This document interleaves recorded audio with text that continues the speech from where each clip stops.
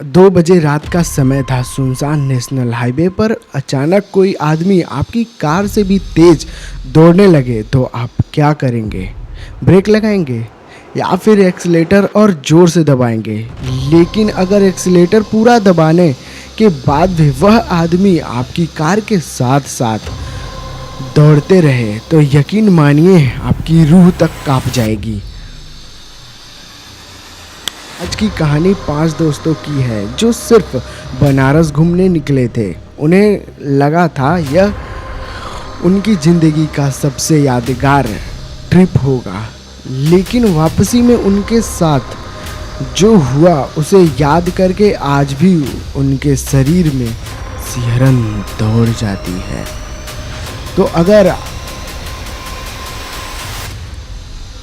तो अगर आपका दिल मजबूत है, लाइट बंद कर दीजिए, हेडफोन लगा लीजिए और तैयार हो जाइए एक ऐसी डरावनी कहानी सुनने के लिए जिसे सुनने के बाद शायद आप भी रात में हाईवे पर सफ़र करने से पहले 100 बार सोचेंगे।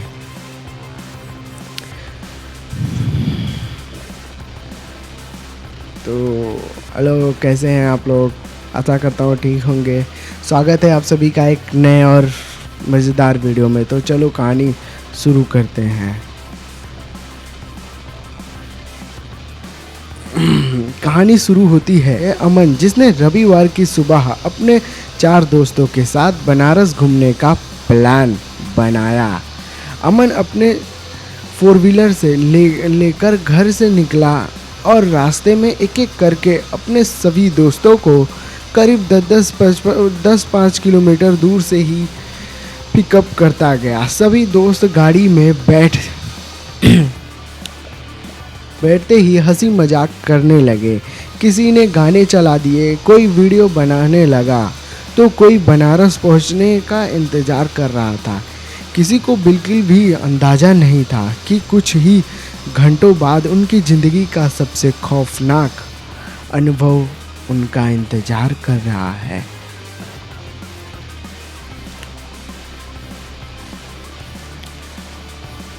कुछ घंटों का सफ़र तय करने के बाद आखिर सभी दोस्त बनारस पहुंच गए। सबसे पहले उन्होंने अपनी गाड़ी कैंट स्टेशन के पार्किंग में खड़ी की और वहां से ऑटो लेकर काल भैरव मंदिर के दर्शन करने निकल पड़े। काल भैरव बाबा के दर्शन करने के बाद सभी लोग काशी विश्वनाथ मंदिर पहुँचे।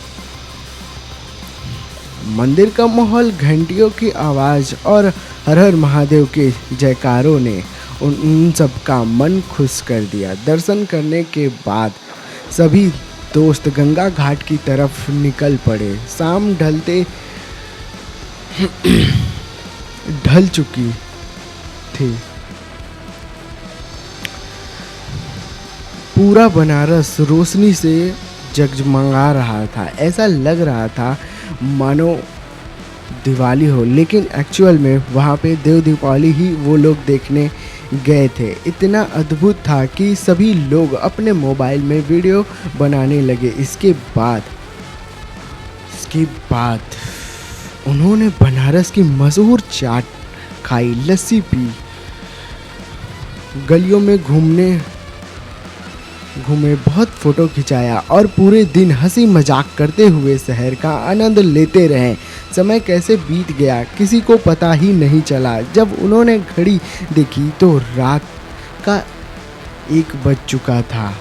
तभी एक दोस्त बोला, अरे यार, हमने तो खाना ही नहीं खाया। तब 1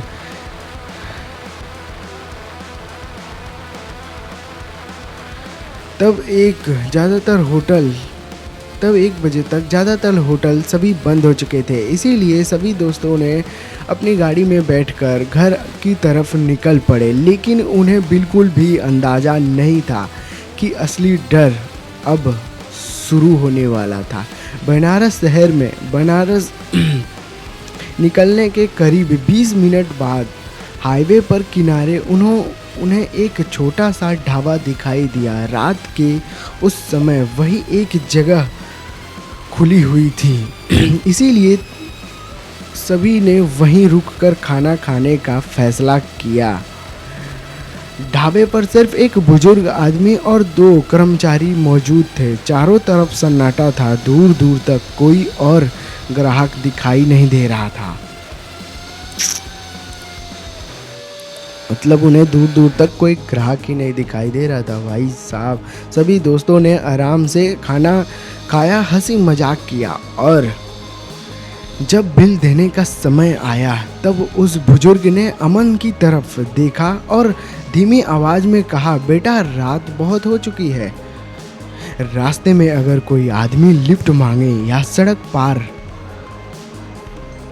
दौड़ता हुआ दिखाई दे तो गाड़ी बिल्कुल मत रोकना। अमन और उसके दोस्त यह सुनकर हंस पड़े। एक दोस्त मजाक करते हुए बोला, बाबा लगता है आप बहुत ज़्यादा भूतों वाली फिल्में देखते हो।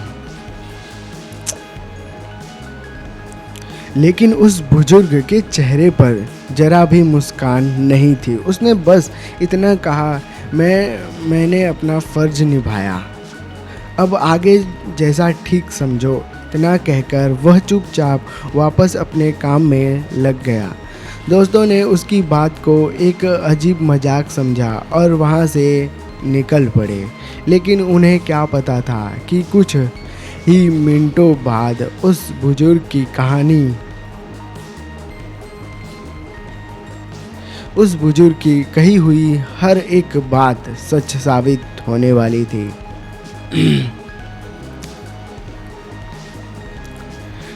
ढाबे से निकलते हुए 1 किलोमीटर ही हुआ था। रात के करीब 2 बज रहे थे। चारों तरफ घना अंधेरा था। सड़क बिल्कुल सुनसान थी, ना कोई ट्रक ना कोई कार, बस उसकी गाड़ी और लंबा खाली हाईवे। तभी पीछे बैठे एक दोस्त ने अचानक घबराते हुए आवाज में कहा, अमन जरा बाईं तरफ देख। अमन जरा बाईं तरफ देख। अमन ने जैसे ही नज़र घुमाई उसके हाथ स्टीयरिंग पर ही जम गए। सड़क के किनारे एक आदमी बहुत तेज रफ्तार से दौड़ रहा था। पहले तो लगा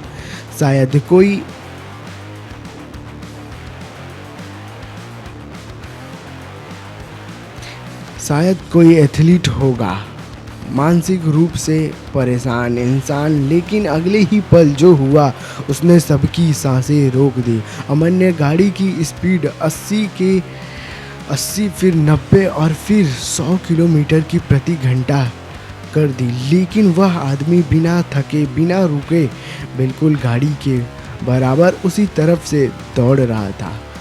अब गाड़ी के अंदर किसी की हंसी नहीं थी, किसी की हवा भी नहीं थी, सिर्फ सबकी तेज धड़कने की आवाज़ साफ सुनाई दे रही थी। एक दोस्त घबराकर बोला, अमन और तेज जल्दी यहाँ से निकल।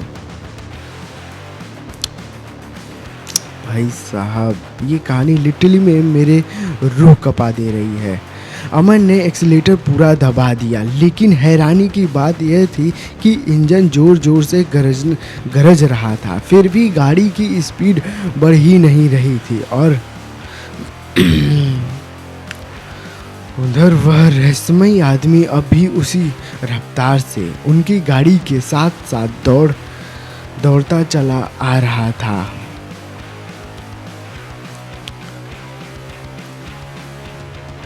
अब सभी दोस्त के चेहरे का रंग उड़ चुका था, फिर भी हिम्मत की नहीं हो रही थी कि उस आदमी की तरफ दोबारा देख सकें।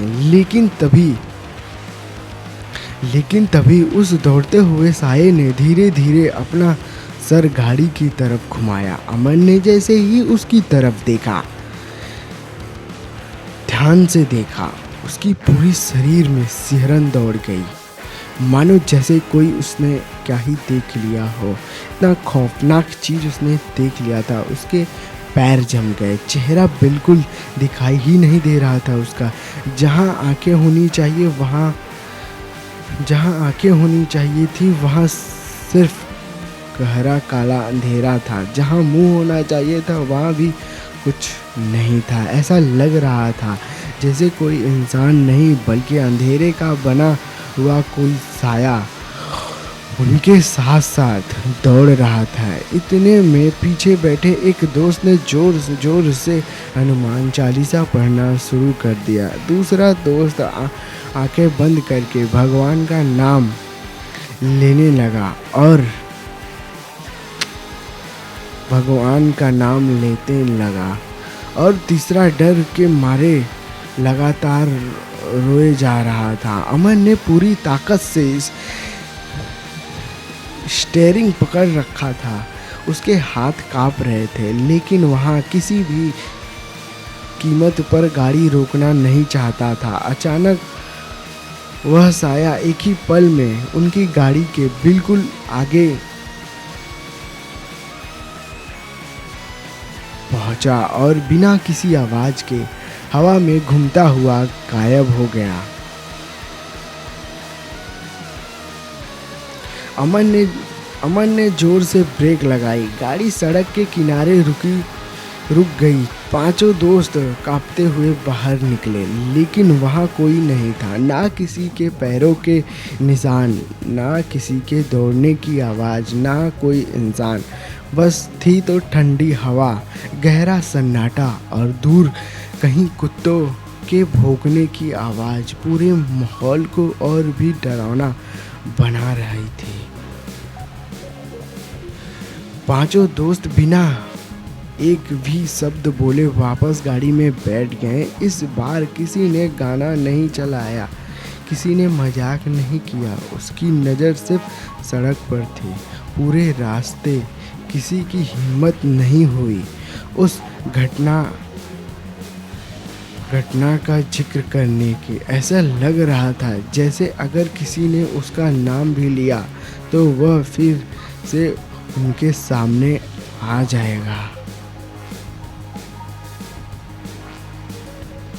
सुबह होते ही सभी अपने अपने घर पहुंच गए, लेकिन उस रात का डर उनके दिलों से कभी नहीं गया। अगले दिन अमन ने अपनी गाड़ी एक मैकेनिक को दिखाई। उसे लगा शायद गाड़ी में कोई खराबी आ गई होगी,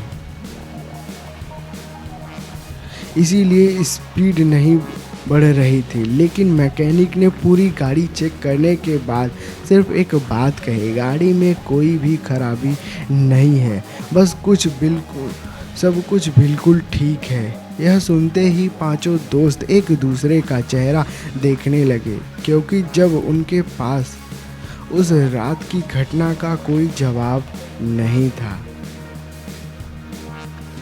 मतलब ये कहानी सच में बहुत ही ज़्यादा डरावनी है यार। अब मैं क्या कहूँ इस कहानी के बाद में, चलो देखते हैं। उस दिन के बाद उन्होंने एक वादा किया, चाहे कितना भी ज़रूरी काम क्यों ना हो, रात के समय सुनसान हाईवे पर कभी सफ़र नहीं करेंगे। आज भी जब ये पांचों दोस्त बनारस की उस यात्रा को याद करते हैं तो उनके चेहरे पर वही डर साफ दिखाई देता है, क्योंकि कुछ अनुभव ज़िंदगी भर आपका पीछा नहीं छोड़ते। अगर आपको भी कभी रात के समय किसी सुनसान सड़क पर कोई ऐसा इंसान दिखाई दे जो आपकी गाड़ी से भी तेज़ दौड़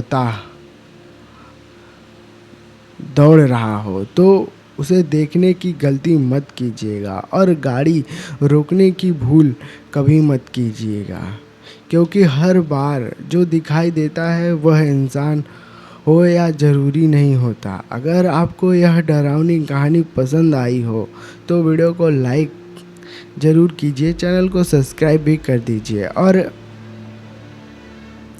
कमेंट में ज़रूर बताइए क्या आप ऐसे सड़क पर रात में अकेले सफ़र करने की हिम्मत करेंगे। और याद रखिए, दुनिया में हर चीज़ का जवाब विज्ञान के पास नहीं होता। कुछ रहस्य आज भी रहस्य ही है। अगर आपके साथ भी कभी कोई ऐसी अजीब या डरावनी घटना हुई है तो उसे कमेंट में ज़रूर लिखिए। हो सकता है आपकी कहानी हमारे अगली वीडियो का हिस्सा बने। ऐसा ही सच्ची गारंटी कर देने वाली हॉरर कहानी सुनने के लिए हमारे चैनल हॉरर शशिकांत को अभी सब्सक्राइब कीजिए, बेल आइकन दबाइए और मिलते हैं अगली एक और खौफनाक कहानी में।